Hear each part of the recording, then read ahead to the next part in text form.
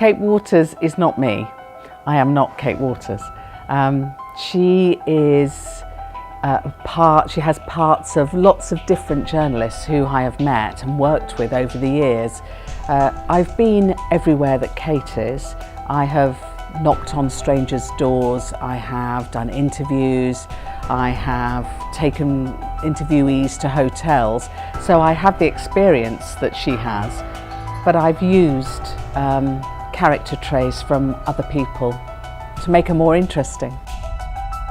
I was a journalist for a long time and I met many different people.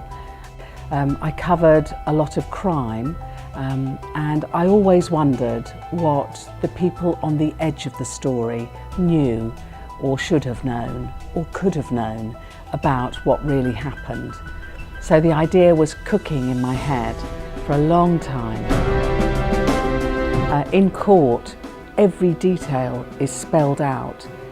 Nobody is trying to cover up or to veil what happened for the first time. So I often thought that the people, the family of people accused of terrible crimes, were hearing for the first time the reality of what their loved one is accused of, was accused of. And I wondered, you know, how do you cope with that? Your husband is telling you, I didn't do it, I'm innocent, it's a miscarriage of justice. And then you're hearing the evidence. It must be so hard to deal with, to try to square it. Marriage is like a secret society. You're locked in together into a relationship that nobody else knows what really goes on within your marriage. That's why it's so difficult, because to say, okay, the man I married, for Jean, the man I married is not the man I thought he was. But if I admit that, then everything I know is destroyed. It's a very hard decision, very hard. I didn't choose the case because of Madeleine McCann. I did cover that story.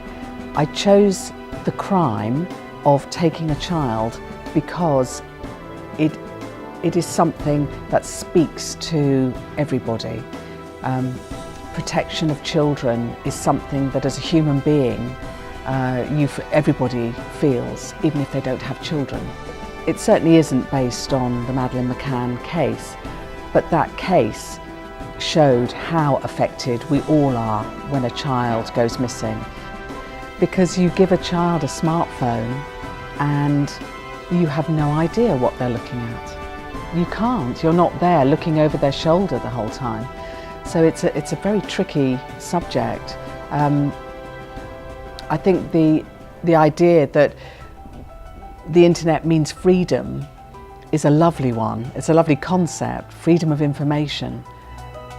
But you then have responsibility. With freedom comes responsibility to safeguard children and vulnerable people. I wanted women in my book to be important characters. I didn't want them to be the body in the ditch, which so often in psychological thrillers they are. They are the victim and something terrible happens to them. So it wasn't, you know, man villain, woman victim. It's up to the reader to decide who is the victim in this. And I really welcome the fact that women are becoming much stronger characters in this sort of book, like Gone Girl and Girl on a Train. It's a very difficult time for journalists, very difficult. Because of the scandal of hacking in the UK, people are now saying that all journalists are corrupt, are liars, are making things up. But it's a very small number who are really involved in hacking. But it has meant that all journalists are seen in a bad light. It's terrible. Journalism is essential for a free society.